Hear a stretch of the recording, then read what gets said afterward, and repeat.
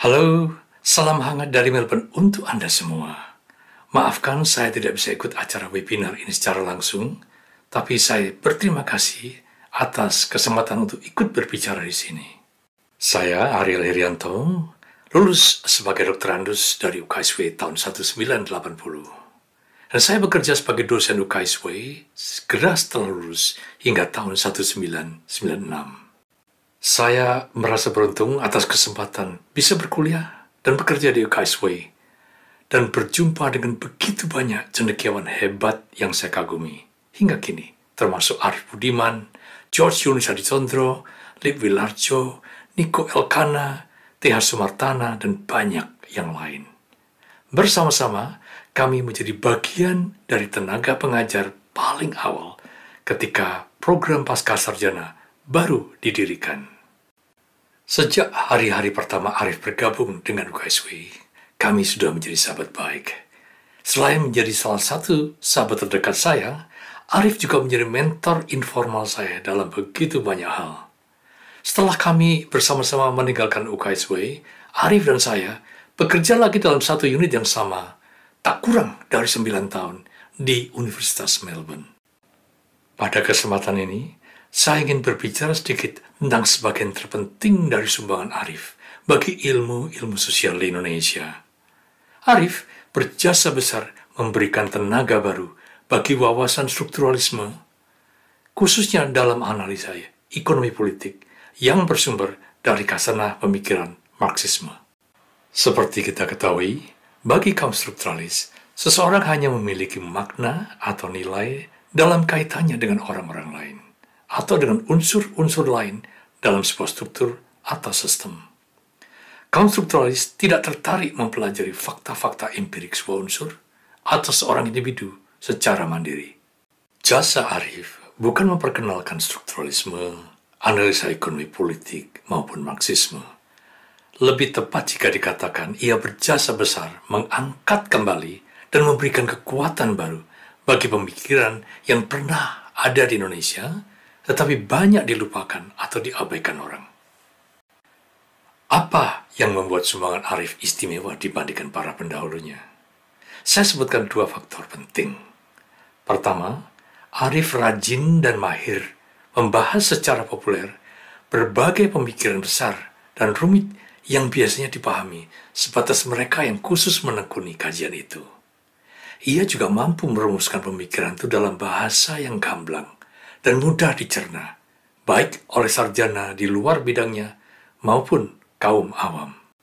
Medium utama yang dipakai Arief untuk menyebarkan pemikirannya bukan jurnal ilmiah dengan proses peer review, bukan buku ilmiah dari penerbit paling berwibawa di dunia akademik, tetapi penerbit umum di tanah air sendiri, juga koran dan majalah umum. Bukan lewat konferensi akademik internasional, tapi diskusi terbuka yang sifatnya umum. Kaum awam jadi bisa berkenalan dengan teori-teori besar yang dibahasnya, dan mereka merasa diberdayakan. Kebanyakan akademikus sibuk bergumul dengan konsep yang abstrak, teori yang rumit. Bukannya ini salah, karena begitulah peran dan kewajiban utama mereka. Tetapi di banyak wilayah bekas jajahan, hal ini tidak selalu mudah bagi akademikus kita. Sebab berbagai teori besar dalam ilmu sosial lahir dan besar di belahan bumi yang lain. Alasan kedua, mengapa sumbangan Arief begitu penting. Ia membuka kembali sumbat yang berpuluh tahun menutup sebagian diskusi publik, yakni tentang Marxisme. Berpuluh tahun topik itu ditabuhkan oleh rezim Orde Baru, bersamaan dengan larangan pada semua pemikiran yang berkiblat ke kiri. Pada masa itu, tuduhan komunis sering diobrol sebagai stigma. Arief menikmati semacam hak istimewa untuk membahas Marxisme dan sosialisme tanpa risiko berat dituduh sebagai orang komunis. Mengapa? Sejak awal kebangkitan Orde Baru, Arief dikenal sebagai seorang tokoh gerakan mahasiswa Angkatan 66 yang berseberangan dengan kubu dari Partai Komunis dan rekan-rekannya. Mahasiswa Angkatan 66 juga dekat dengan tokoh-tokoh awal Orde Baru yang anti Soekarno. Semua yang terbahas tadi sudah lewat di masa lampau. Apa relevansinya untuk kita masa kini dan ke depan? Sebagai sumber kritik paling radikal terhadap kapitalisme, Marxisme belum pernah basi. Semakin kapitalisme berjaya, semakin besar kesenjangan kelas atas dan bawah, semakin relevan pula kritik Marxisme. Kapitalisme sudah mengalami berbagai krisis dan perbaikan dari masa ke masa hingga kini. Begitu juga Marxisme. Tapi Arif tidak sekedar mengulang pembahasan Marxisme dari masa sebelum Orde Baru. Di paruh pertama abad 20, diskusi Marxis berkait langsung dengan persaingan antar partai-partai politik dan organisasi massa yang dekat dengan mereka. Diskusi mereka sulit dibebaskan dari bahasa slogan dan propaganda. Perdebatan mereka cenderung emosional dan galak.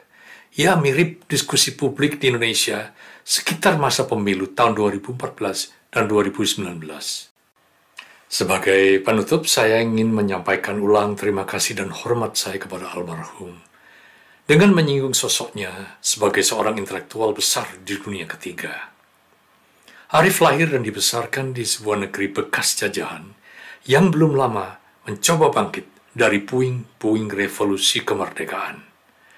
Sebagai mahasiswa di sebuah universitas elit di ibu kota, ia bagian dari minoritas kelas menengah progresif yang dapat kita sebut sebagai cendekiawan atau intelektual pasca kolonial. Latar belakang itu mewarnai semangat dan sepak terjang Arif hingga ia pensiun 40 tahun kemudian. Ia peka pada berbagai ketidakadilan sosial dan kesenjangan antar kelas sosial. Berbeda dari banyak mantan rekan aktivis, Arif tidak berminat menjadi pejabat negara ataupun pengusaha. Profesi sebagai dosen merupakan satu-satunya bidang kerja yang dijalani sepanjang hidupnya. Namun, menjadi seorang tokoh akademik di dunia bukan selera dan minat utamanya. Komitmen dan gairah terbesarnya adalah ikut memberikan sumbangan intelektual bagi masyarakat luas di tanah air sendiri. Di situ kita jumpai beberapa ironi atau anomali. Arif dikenal luas sebagai seorang cendekiawan yang jujur, rendah hati, kritis, humanis, yang ingin merombak masyarakatnya ke arah yang lebih adil. Ia sosok makhluk langka di tengah masyarakat. Bukan politikus dalam struktur politik kenegaraan, bukan juga pemimpin organisasi massa yang besar.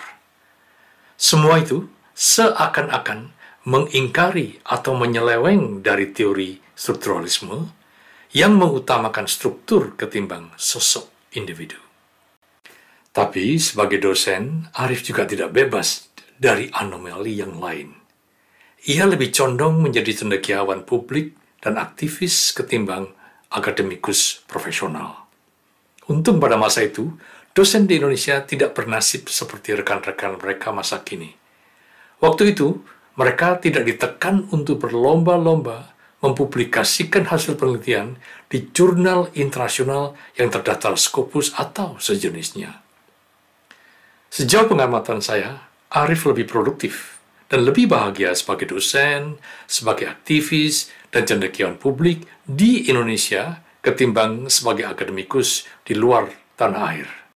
Di Australia, Arif tampaknya kurang nyaman bekerja di sekeliling warga kampus yang harus menanggung beban akademik dan manajemen untuk meraih ranking global tertinggi bagi lembaganya. Mirip yang saat ini mulai melanda Indonesia sendiri. Arif lahir dan besar di saat dan di tempat yang tepat. Sebagai cendekiawan publik, ia sosok mandiri yang mencintai dan dicintai masyarakat pasca kolonial di tanah airnya. Kecintaan itu menembus pagar-pagar struktur dan tembok-tembok birokrasi kampus.